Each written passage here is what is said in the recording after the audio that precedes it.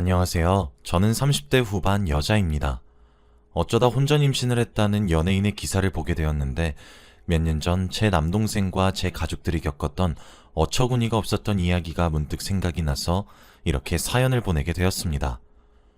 제가 결혼을 하고 몇 년 뒤에 일어난 일이었어요. 원래 남매라는 관계가 뭐 그렇게 엄청나게 살갑거나 그렇진 않아요. 무소식이 희소식이겠거니 취급하고 그냥 별일 없겠거니 하고 그렇게 친밀하게 연락을 주고받고 하진 않습니다. 그런데 어느 날 남동생이 제게 전화가 왔더라고요.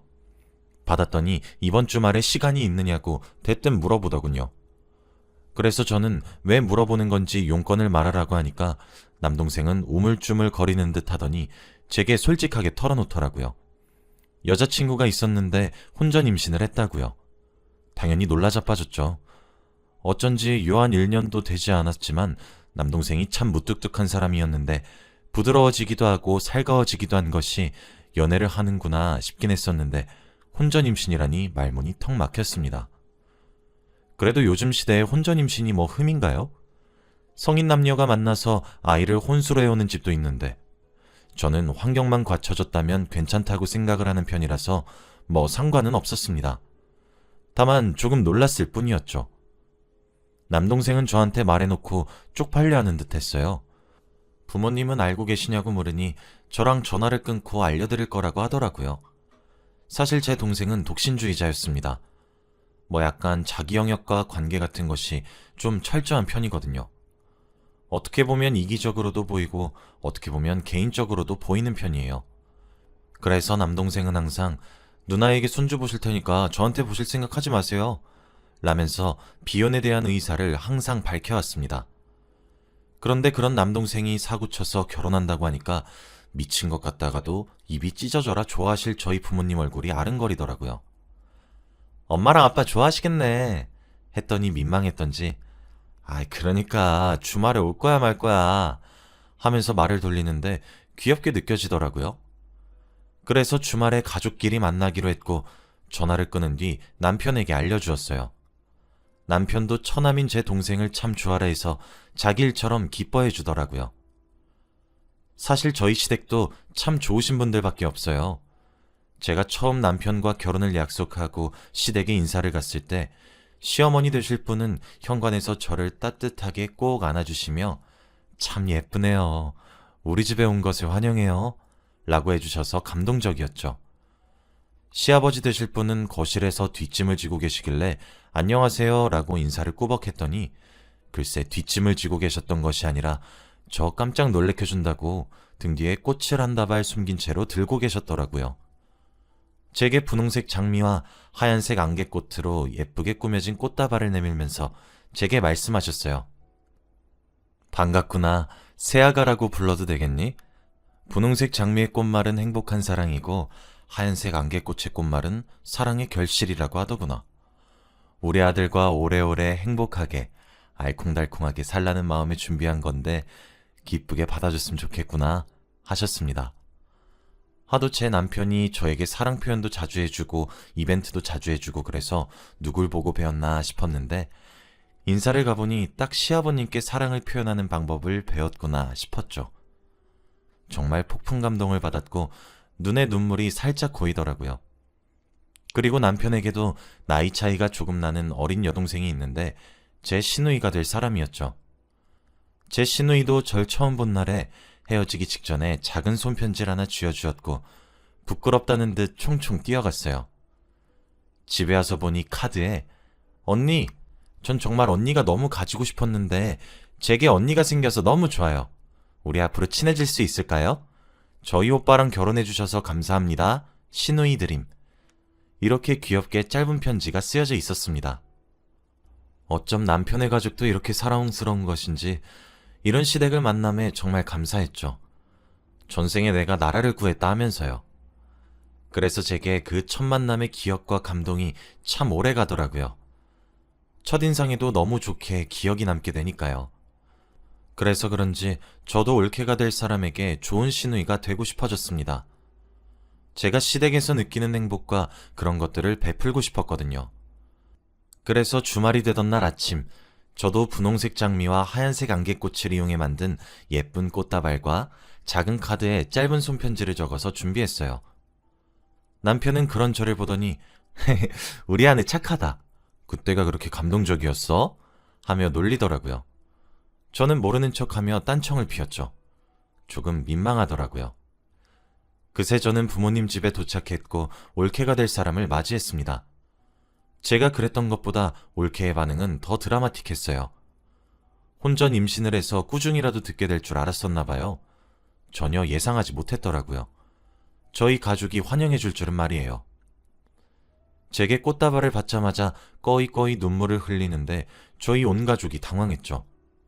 그래도 저희 엄마가 이제 홀몸도 아닌데 이렇게 울면 안 된다고 서둘러 달래서 겨우 그쳤습니다. 그렇게 저희 집에서는 분위기가 좋게 흘렀어요. 토요일엔 저희 집에 인사를 드리러 온 것이었고 일요일인 내일은 올케네 집에 간다고 하더라고요.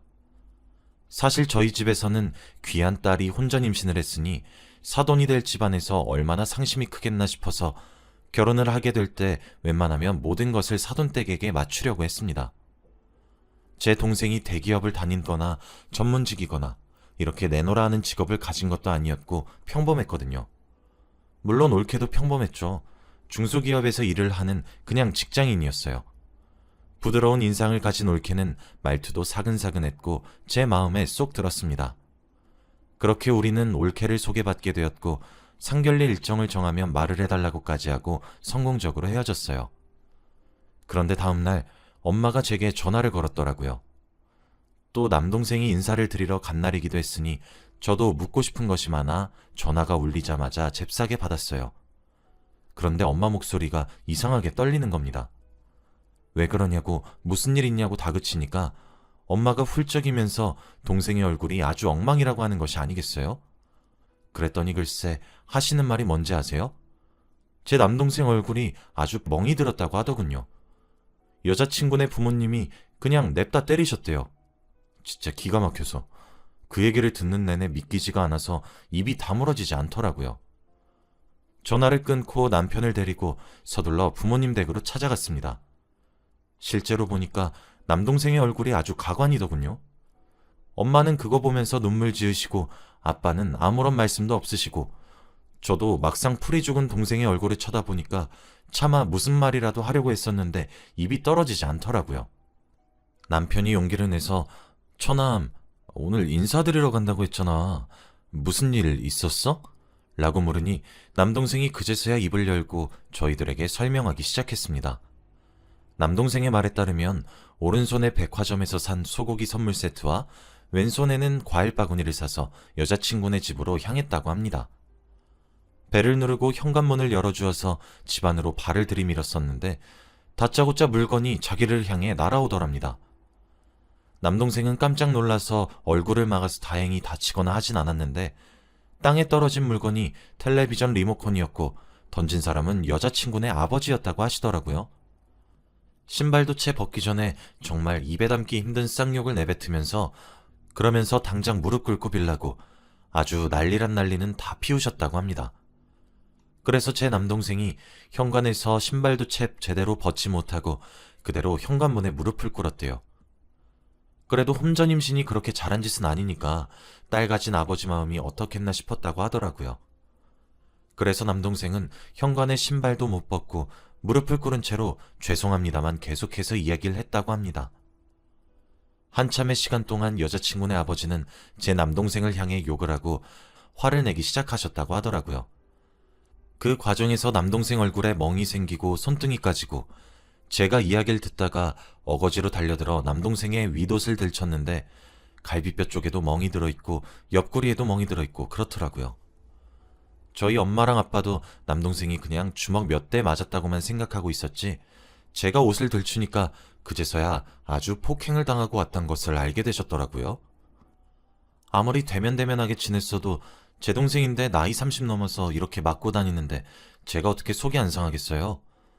제가 울먹거리면서 올케는 대체 그 상황에서 자기 아빠 안 뜯어말리고 뭐 했냐고 따져 물었어요. 그랬더니 남동생은 올케 탓을 하는 것도 좀 아니라고 하는 거예요. 알고 보니 처음에 올케한테는 남동생 얼굴이나 보자 그러면서 데려오라고 해놓고 막상 데려오니까 팬 거였대요. 올케도 당연히 놀래서 뜯어말리려고 했는데 올케의 어머니가 잠자코 있으라면서 올케를 잡고 안 놔줬다고 하더라고요. 그러면서 남동생이 들은 말이 더 가관이더군요. 올케 직업이 간호사거든요.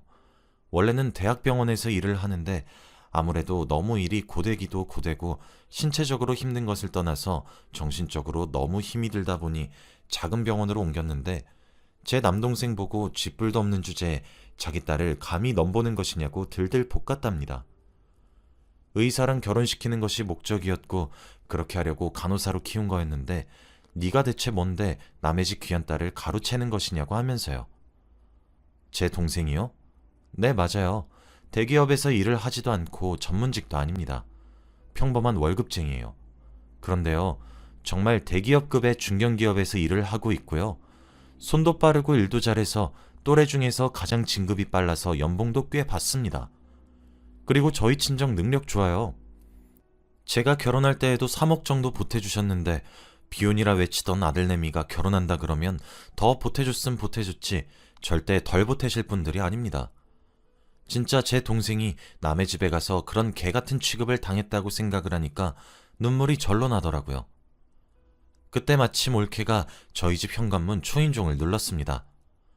솔직히 임신이고 나발이고 그때 올케가 이쁘게 보였겠습니까? 전 올케에게 문도 열어주지 않고 돌아가라고 말을 했어요. 미안하지만 우리 가족 모두 사위 취급을 그렇게 동네 샌드백처럼 하는 집안에 보낼 수 없다고요. 올케도 그 집안의 귀한 딸 자식이겠지만 내 동생도 우리 집에서 얼마나 귀한 아들인지 알지 않냐고요.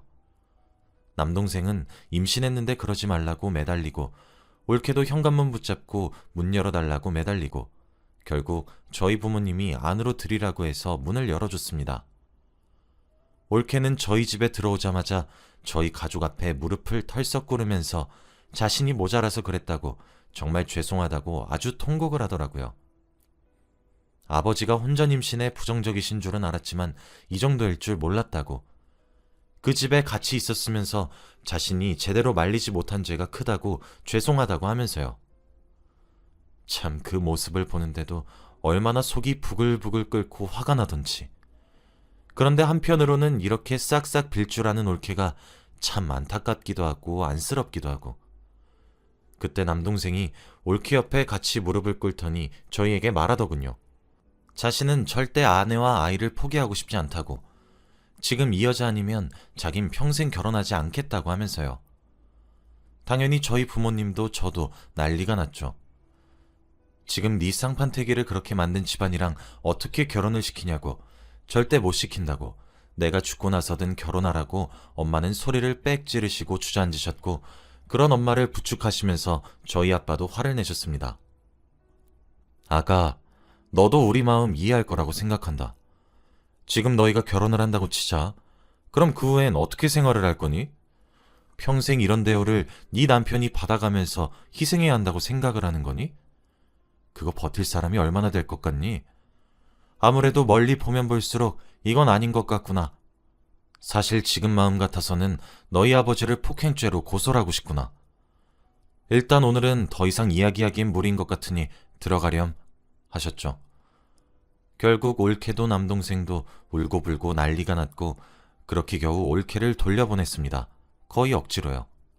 그런데 정말 기가 찼던 일은 바로 일주일 뒤에 일어났습니다. 남동생이 또 부모님 댁에 가족을 불러 모아서 가봤는데 서류를 한 장 내밀더라고요. 바로 혼인신고서였습니다. 저희 부모님도 저도 뒷목 잡고 쓰러질 뻔했어요. 아무래도 성인이다 보니까 혼인신고 서류에 사인을 해서 제출만 하면 혼인신고가 가능하긴 하니까 둘이서 저희가 하도 반대라니까 그런 수를 쓴 것 같더라고요. 저희 아버지 화를 내셔도 점잖게 차분하게 내시는 편인데 그날 처음으로 소리를 버럭 지르면서 남동생에게 미쳤냐고 욕을 하셨죠. 남동생은 일주일 전 울고불고 난리쳤던 것과는 다르게 부모님과 저를 차분하게 설득하기 시작하더군요. 여자친구와 자신도 일주일 동안 정말 많은 이야기를 나눴다고 하면서요. 먼저 저희 부모님께 지원을 일체 받지 않는다고 했답니다. 여자 쪽 부모에게도 마찬가지로요. 결혼식은 아이를 낳고 올리기로 했다고 하더군요. 그리고 올케가 책임지고 자신의 친정 문제를 끌고 오지 않겠다고 했답니다. 남동생이 그러면서 올케 가정 환경에 대한 이야기를 해주더라고요. 사실 올케 부모님이 참 욕심이 많고 허황된 꿈이 컸던 분이셨나 보더라고요. 그래서 올케가 초등학교를 다닐 때에는 신부 수업이라며 요리학원도 보낼 정도로 재벌에게 시집가라는 말을 귀에 딱지가 않도록 들으며 자랐대요. 딸 팔아서 팔자를 고치는 것도 아니고 말이 되나요? 그래서 올케도 친정에 그렇게 커다란 정은 없지만 올케 밑으로 남동생 하나가 있답니다. 그래서 딸 자식이 올케 하나라 정말 기본적인 도리만 하고 사는 것 같더라고요. 그러니까 저희 가족이 원하지 않는다면 결혼식에 부모님을 부르지 않을 정도로 큰 결심을 했고, 무엇보다 자신이 살면서 처음으로 부모의 뜻을 거슬러 본 적이 지금 제 남동생과의 결혼 문제였다고 합니다. 그래서 지금 둘 사이에 생긴 아이도 지키고 싶고 시댁을 새로운 가족이라고 생각하며 살겠다고 했다더군요. 이미 엎질러진 물을 어쩌겠습니까? 혼인신고를 마쳤기에 이제 할 수 있는 건 이혼뿐인데 결혼을 시켜야죠. 결국 혼인신고 이후에 상견례를 하는 자리가 마련이 되었습니다. 저희 가족 모두 탐탁치 않은 얼굴로 그쪽 부모님을 뵙게 되었죠. 참 만나자마자 하시는 말씀이 우리 딸이. 그래도 올케는 지난 일주일간 많은 생각과 결심을 한 것이 느껴지긴 했던 게, 자신의 부모님이 그렇게 비꼬거나 할 때마다 정말 사력을 다해서 그런 언행들을 커버치기 시작하더라고요. 그렇게 상견례는 제가 예상했던 것보다 잘 끝났습니다. 자식 이기는 부모 없다고 저희 부모님도 남동생이 그렇게 원한다고 하니 어쩌겠습니까?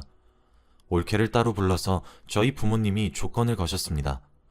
처가댁에 지원하지 않는다는 것과 지금 이 시간 이후로 또 제 남동생의 얼굴이 곤죽이 되거나 이와 비슷한 모욕적인 행동을 받았을 시 우리가 이혼을 시킬 거니까 알아서 처신하라고 하면서요. 올케는 그것은 당연한 말이라고 하면서 조건을 받아들였고, 그렇게 우여곡절 끝에 결혼하게 되었습니다. 지금은 그렇게 시간이 흘러서 생각보다 잘 살고 있고, 올케도 중간에서 처가댁의 간섭을 잘 막더라고요. 아이도 낳고 행복하게 지내는 것을 보면 참 사람이면은 인연인가 보다 하는 생각을 정말 많이 합니다. 처음엔 저희 부모님도 저도 올케가 너무너무 밉더라고요. 하나 있는 아들내미이자 동생을 그런 취급을 받게 해서요. 그런데 요 몇 년간 저희 가족들에게 늘 다가오려고 노력하는 모습들도 예뻐 보이고, 무엇보다 남동생과 참 행복하게 지내고 있는 것 같아서 저희 가족들 모두 다 터놓고 잘 지내려고 노력하고 있습니다. 다른 드라마보다 더 드라마 같은 광경을 두 눈으로 목격했더니 믿기지가 않았었던 이야기였죠. 앞으로도 올케가 중간에서 역할을 잘해서 이 관계가 쭉 유지가 되었으면 좋겠습니다. 여기까지가 제 이야기였습니다. 끝까지 긴 이야기 들어주셔서 감사합니다. 여러분들도 행복하시길 바랍니다. 안녕하세요. 저는 20대 후반의 여동생을 둔 30대 남자입니다. 저와 제 여동생은 5살의 나이 차이가 납니다. 제가 어느 정도 인지를 할 수 있었던 때부터 동생은 항상 침대에 누워 있었습니다. 태어날 때부터 원체 몸도 약하게 태어났고 심장에 문제가 생겨서 갓난아이였을 때부터 큰 수술을 몇 번씩이나 했거든요. 처음에 동생이 생길 것 같다는 부모님의 말씀에 뛸 듯이 좋아하고 기뻐했던 저였지만, 매일 동생이 안타까워 우시는 부모님과 힘없이 누워있는 동생을 보는 것은 제게 또 다른 충격으로 다가왔습니다. 하지만 그렇게 약하게 태어난 것도 잠시, 동생은 힘을 내서 싸워주었고, 초등학교에 입학할 나이가 되었을 때는 다른 어린아이들과 별로 다를 바 없이 아주 건강한 어린아이가 될 수 있었어요. 그래서 저희 부모님과 저는 그런 동생이 27의 나이여도 여전히 마냥 아이 같고 애틋하고 손이 많이 갑니다. 동생은 늘 자신도 다 컸다고 큰 소리를 빵빵 치는데 어른인 척하는 어린아이처럼 느껴져서 귀엽습니다. 동생은 정말 목숨이 여러 번 오갈 정도의 큰 수술을 몇 차례나 겪었기 때문에 정말 저희 가족에게 아픈 손가락입니다. 저도 동생이랑 5살 정도밖에 차이가 나지 않지만 동생 말에 껌뻑 죽는 편이고요. 저희 부모님은 저에게도 죄책감을 느끼실 정도로 마음이 많이 여리신 편입니다. 동생이 아파서 제게 신경을 제대로 써주지 못했다는 것이 부모님의 입장이고요. 그래서 그런지 저는 독립적으로 잘 자랐고 어렸을 때부터 아팠던 동생과 슬퍼하는 부모님을 보고 자란 영향인지 책임감도 무척 크게 느낍니다. 물론 그렇다고 해서 제 어린 시절이 불우했단 소린 아닙니다. 저는 결혼을 약속한 여자친구가 있고 제 여동생과도 서로 언니 동생하며 잘 지내는 편입니다. 그렇게 마냥 쑥맥 같고 아기처럼 보였던 여동생이 몇 달 전 저와 제 여자친구에게 고백하더라고요. 1년 반 정도 만난 자기보다 3살이 많은 남자친구가 있고 결혼하자고 프로포즈를 받았다고요. 저와 제 여자친구는 깜짝 놀랐고 저는 배신감까지 느껴질 정도로 큰 충격이었어요. 우리 막둥이가 결혼할 나이가 되었다는 생각에 감회가 새로우면서도 참 뭐라 할 말이 없더라고요. 제 여자친구는 깜찍한 동생이 깜찍하게 저희를 다 속인 거냐고 이제 다 키웠다고 웃으며 말하더라고요. 저와 제 여자친구는 제가 고등학교 시절부터 알았던 친구 사이에서 연인 사이가 된 케이스라 알고 지낸 세월이 15년 정도 되거든요. 저는 웃음이 안 나오는데 여자친구는 깔깔거리고 웃는 것도 너무 배신감이 들 정도였어요. 동생은 울상인 얼굴로 오빠 삐졌어? 히히 하는데 걷다 대고 뭔 말을 하겠어요. 결혼하자고 프로포즈할 놈이면 진지한 만남이겠구나 싶어서 부모님께 말씀드리지 말고 우리끼리 먼저 얼굴을 트자고 제안을 했죠. 그런데 저는 지금 여동생의 결혼을 미친 듯이 뜯어말리고 있는 중입니다. 남자는 남자가 봐야 된단 말은 다 개소리입니다. 저는 같은 남자가 봤을 때 괜찮은 놈인 줄 알았거든요. 추악하고 기가 차는 진실을 알게 되기 전까지 말이에요. 여동생이 데려온 남자는 넉살도 좋은 놈이었어요. 초면에 형님 하며 제게 술을 따르면서 평소에 얘기를 많이 들었다, 자랑을 많이 하더라 등등 듣기 좋은 말만 골라서 하니 제 눈에도 예쁘게 보이더라고요. 여동생 때문에 예쁨 받으려고 하는 것이 티가 나서 여동생이 많이 사랑받는구나 싶어서요.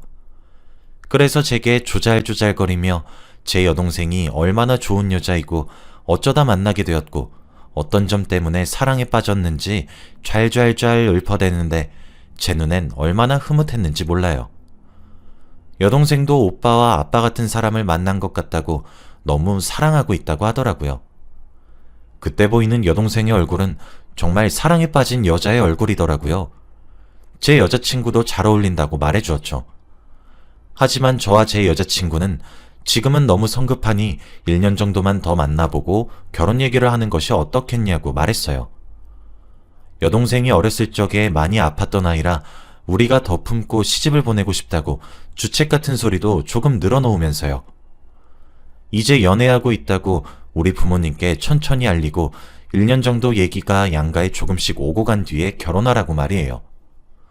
여동생도 여동생의 남자친구도 웃으면서 오빠랑 언니 말이 맞는 것 같아, 형님 말이 맞습니다 하고 그렇게 첫 만남은 웃으면서 끝이 났습니다. 그리고 저는 그런 줄로만 알고 있었습니다. 그런데 한 달 정도 전에 여자친구가 할 말이 있다고 말을 하더라고요. 사실 저와 여자친구는 친구처럼 지냈던 시간이 워낙 길기도 해서 서로 야야거리면서 편하게 사랑하고 있는 사이입니다. 저희 집에 비밀번호를 쳐서 스스럼 없이 찾아오기도 하고 저희 부모님께 엄마 아빠라고 부를 정도죠. 그런데 무게를 잡고 진지하게 할 말이 있다고 하더라고요. 그러면서 동생한테 자신을 만나러 간다고 말을 하지 말고 몰래 나오라고 하더라고요. 저는 거기서 의아해했고 자기 무게 왜 잡아 하며 대수롭지 않은 척 약속 장소로 나갔습니다. 그런데 카페에 앉아있는 여자친구의 얼굴이 어둡더라고요. 저는 무슨 일이냐며 설레발을 치면서 물어봤고 여자친구의 입에서 나온 말에 정말 턱이 빠질 뻔했습니다. 너무 놀라서요. 제 동생은 저와 부모님이 싸고 도는데도 불구하고 얌전하고 겸손하게 컸습니다. 이번 결혼 얘기가 남자친구와 오고 가면서 많은 얘기를 나눴는데 그 문제를 예비 새언니이자 제 여자친구에게 상의를 했더라고요. 저희 가족이 알면 엄청 화낼 것이 분명하다고 여자친구에게도 혼자만 알고 있으라 했나봐요. 제 여자친구도 동생을 오래 봐서 자기 동생처럼 끔찍하게 생각하거든요. 그런데 듣다 보니 해도 너무한다 싶어서 제게라도 말을 하자고 못하겠으면 언니가 도와주겠다고 해서 절 만나자고 한 거였습니다. 현성아, 현주 남자친구 말이야. 좀 이상한 것 같아. 정확하게는 그 남자는 아직 잘 모르겠어. 괜찮은지 이상한 건지. 그런데 적어도 그 집안이 이상한 건 확실해. 현주한테 남자친구가 끔찍히 잘하나 봐. 그리고 둘이서 만난 지 반년 정도 됐을 때부터 결혼 이야기가 나왔던 것 같아. 자기야, 현주 남자친구가 현주에게 끔찍히 위해주는 거면 좋은 애 아니겠어? 그때 만나보니까 괜찮던데? 현성아, 그런데 그 집 어머니가 좀 이상한 것 같아. 사실 현주한테 내가 말하자고 어렵게 설득해서 너한테 이렇게 이야기하는 거야. 현주 남자친구가 현성이 너랑 현주처럼 남매인가 봐. 밑으로 여동생이 있고. 그런데 그 여동생이 정신적으로 조금 문제가 있는 것 같아. 얘기 들어보니까 자폐증인 것 같더라고. 뭐? 그러면서 교제한 지 반년 정도 지나선가부터 이미 그 집에서 며느리 노릇을 하고 있는 것 같더라고. 지금은 그 집 부모들이 딸을 돌봐주고 케어한다고 하지만 계속 현주한테 결혼하면 많이 도와달라. 우리가 죽고 나면 챙겨줘라. 이런 말 하나 봐. 그리고 딸이 낯을 가리니까 미리 친해지라고 주말마다 현주를 그 집으로 부르고 있는 것 같더라고. 그리고 그뿐만이 아니야. 지금 현성이 너희 부모님 아직 현주가 교제하는 것도 모르지? 차차 이야기할 거라고 했었잖아. 그런데 현주가 계속 자기 남자친구네 집에서 며느리 노릇하고 그러니까 지금 자기들끼리 식장이랑 이런 것도 예약하고 있대. 아니, 너 지금 진짜 뭐라고 하고 있는 거야? 그게 다 사실이야? 현주 얘기 들어보니까 남자친구네 집 쪽에서 결혼을 엄청나게 서두르는 것 같더라. 상견례 하기도 전에 식장 예약하러 다니고 드레스 같은 것들도 보고 다니나 봐. 그리고 지금 현주가 장애인 활동 지원사였나? 그런 자격증을 공부한다고 하더라고. 그것도 그 집 부모가 시켰나 봐. 요즘 같은 불황기에 취업하는 것도 힘든데 따놓으면 도움될 것 같다고 말만 번지르르 하게 하고 딴 김에 딸내미 좀 도와달라고. 나보고는 저번 주 주말에 불려가서 여동생 목욕시켜주는 걸 도와줬다더라. 저는 어느 순간부터 입이 떡하니 벌어져 다물어지지가 않더라고요. 진짜 너무 어이가 없어서요. 저는 여자친구의 이야기를 듣고 그 즉시 여동생과 그 남자친구를 제가 있는 카페로 불러들였습니다. 직접 이야기를 들어야 될 것 같았거든요. 시간이 조금 지났을까? 웃는 낯으로 들어오던 두 사람은 심상치 않은 저와 제 여자친구의 분위기를 보고 눈치를 살피더니 어색하게 인사를 하며 맞은편에 앉더군요. 참, 어디서부터 말을 어떻게 해야 할지 모르겠더라고요. 그래서 저는 단도직입적으로 물어봐야겠다 싶었습니다. 민수야, 편하게 말할게. 구면이니까. 오늘 내가 여자친구한테 좀 어이가 없고 이해가 안 되는 이야기를 들었거든? 사실관계 확인해야 될 것 같아서 급하게 부른 건데 와줘서 고맙다. 아니요, 형님. 형님이 부르시는데 바로 와야죠. 무슨 일이세요? 넉살 좋은 동생의 남자친구 대답에 저는 동생을 빤히 쳐다봤고 동생도 직감한 것 같았습니다. 제가 여자친구에게 얘기를 들었단 것을요. 우리 처음 봤을 때 내가 말했었지? 동생이 어렸을 때부터 몸이 너무 약해서 부모님도 나도 좀 더 품에 끼고 살고 싶은 마음이 크다고. 그래서 바로 결혼하겠다는 거 내가 말렸던 것도 있었고, 지금 우리 부모님은 현주가 연애를 하고 있는 것조차 모르는데 바로 결혼 이야기가 나오면 되게 당황하실 것 같으니 1년 정도 기간 두고 천천히 진행하자고 말이야. 유난일 수도 있지만 현주가 아기 때부터 죽을 고비를 정말 많이 넘겨서 우리가 마음을 더 쓰는 것도 있거든. 그때 너도 분명 이해한다고 하지 않았니? 네, 기억납니다, 형님. 당연히 이해하고 그러기로 약속도 했잖아요. 그런데 내가 들은 이야기는 뭐냐? 상견례도 치르기 전에 애를 데리고 왜 식장을 다니고 드레스를 입히는 거야? 지금 너희가 결혼했냐? 뭐랬냐? 주말마다 현주를 왜 너희 부모님이 집으로 불러들이는 건지 설명 좀 해볼래? 아, 그게... 동생의 남자친구는 당황한 듯한 표정으로 아무런 대답도 하지 않고 있었고 동생은 옆에서 아, 오빠, 그게... 라고 입을 떼고 있었죠. 넌 가만히 있어. 지금 내가 네 남자친구한테 물어보고 있잖아. 야, 그리고 너 동생이 조금 불편한 부분 있는 건 왜 말 안 했냐?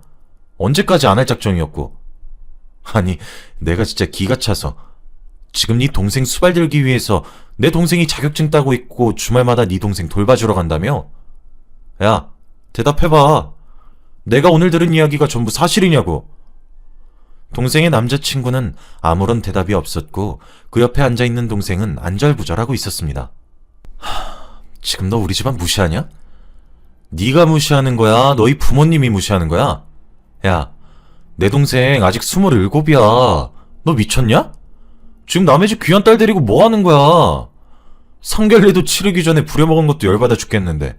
뭐? 자격증? 주말마다 네 동생을 돌봐? 목욕하는 걸 가르쳐줘?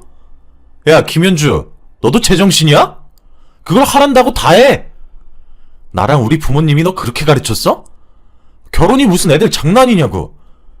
지금 너희들이 소꿉장난이라도 하는 거야, 뭐야? 어떻게 그런 사실도 감쪽같이 속이고 결혼을 하려고 해? 현주야, 상견례랬니? 뭘 했니?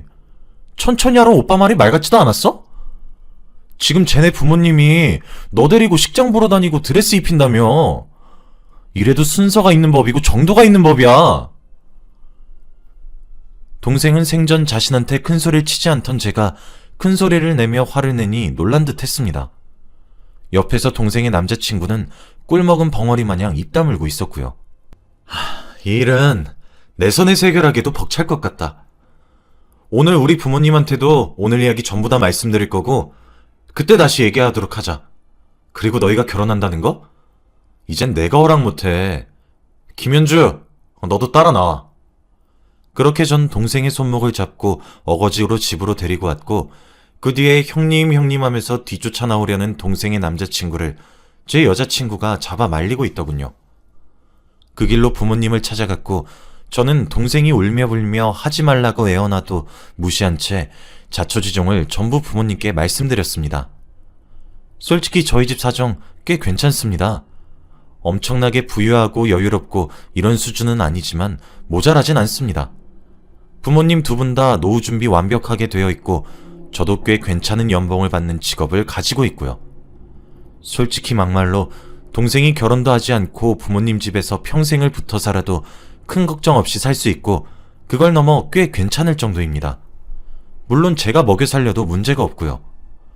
그렇게 귀하게 키운 동생이 그런 집안에 시집을 가고 싶다는데 1차적으로 동생이 1년 넘게 연애를 하고 있었던 사실에 부모님이 놀라셨고 2차적으로는 그 집안도 멀쩡하지 않다는 점에 엄마는 뒷목을 잡으셨고 아빠는 할 말을 잃으셨습니다. 현주야, 네가 부모님께 말하지 말라고 날 붙잡고 애원했다는 거는 너도 그 집안이 이상하단 걸 어느 정도 인지했다고 봐도 무방할 것 같아. 네가 남자친구를 너무 사랑해서 눈 가리고 모른 척을 해왔던 거겠지. 아무리 생각해도 이건 아닌 것 같다. 그날 엄마 품에 안겨 엉엉 우는 모녀를 보는데 가슴이 참 무겁더군요. 그나마 다행인 점은 동생도 부모님과 제가 너무 가슴 아파하고 안타까워하기 시작하자 동생도 마음을 점차 단념하기 시작했습니다. 동생도 저희 가족이 본인을 얼마나 끔찍히 아끼고 있는지 잘 알고 있을 테니까요. 하지만 원활하게 일을 마무리하기 위해 양가 부모님들이 만나기로 했습니다. 저의 가족의 목표는 동생으로부터 그 집안 사람들의 완벽한 분리가 목적이었죠. 약속 장소는 프라이빗하게 되어 있는 고급 찻집으로 예약을 했습니다. 아무래도 공개적인 장소에서 이야기를 하기엔 껄끄러운 문제이기도 하고 언성이 높아질 수도 있다고 생각했거든요. 저희 부모님은 굳어진 표정으로 따져들었습니다.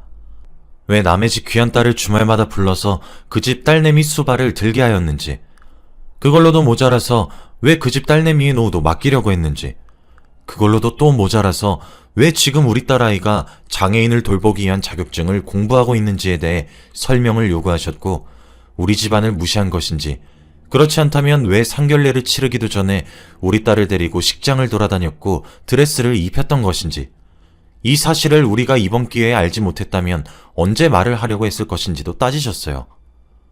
그 집 부모님은 주말에 동생을 부르고 노후에 대해 이야기를 한 것은 물론 본인들이 두 팔 두 다리가 멀쩡하면 케어하는 것이 가능하겠지만 혹여 본인들이 피치 못할 사정 혹은 시간이 흘러 죽게 되거나 또는 크게 다쳐 동생을 케어할 수 없는 상황이 발생하였을 때를 대비했던 것이고, 이왕 돌보게 될 것이라면 전문적으로 하길 바랬던 마음에 자격증을 준비하라고 권유를 한 것이지 강요를 한 것이 아니라고 대답했습니다. 또 집안을 무시한 것은 아니나 저희 집안 쪽 입장을 들어보면 그렇게 생각할 수도 있을 것 같다고, 이 부분은 경솔했다고 사돈 죄송하네요 라고 하시더군요. 앞으로는 이런 일 없을 거라고 하시면서요. 저는 정말 가만히 앉아서 어른들 얘기만 들으려고 했는데 그 뻔뻔한 직태에 결국 입을 열게 되더라고요. 자, 두 분 다 이기적이십니다. 진짜 교활하세요. 그 집 딸은 소중하고 아픈 손가락이고 남의 집 딸은 지나가는 돌멩이와도 같습니까? 현주도 저희한테 아픈 손가락이고 억만금을 주면서 데려가도 아까운 아이입니다. 왜 피 한 방울 섞이지도 않은 현주가 그 집 딸을 책임져야 되는 겁니까? 저희도 동생이 태어난 순간부터 죽을 고비 여러 번 넘겨봐서 그 고통이 이해는 갑니다. 하지만 정도가 있으셔야죠. 도가 너무 지나치잖아요. 왜 저희 집에 일방적으로 희생을 요구하냐고요. 막말로 아들이 장애인을 가족으로 두고 있는 집에 장가가겠다고 하면 좋은 마음으로 선뜻 허락하실 수 있으세요? 지금 저희 가족은 미뤄둔 상견례 치르기 위해 또는 양가 부모님들이 만나 앞으로 미래를 계획하기 위해 나온 거 아닙니다. 착각하지 마세요. 저희는 그쪽 집안 사람들이 제 동생과 부모님께 무례했던 점을 말하기 위해, 그리고 그것들 사과받으려고 이 자리에 나온 거라고요. 결혼이요? 당연히 허락할 것 같습니까? 앞으로도 이런 일이 없으신 게 아니라 앞으로 만날 일이 없을 겁니다. 민수야, 너도 잘 들어. 그리고 본인들 새까만 흑심 들킬까봐 작정하고 저희 집에 숨긴 거 아닙니까? 그래서 현주 입막음한 거잖아요. 민수, 너도 너희 집이 기울고 있던 사실 알고 있으니까 의도적으로 말을 하지 않은 거잖니?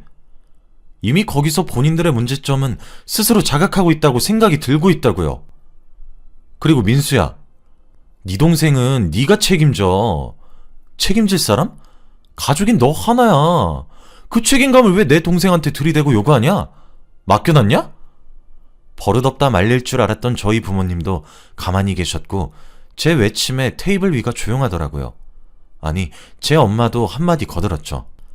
사돈이라고 부르지도 마세요.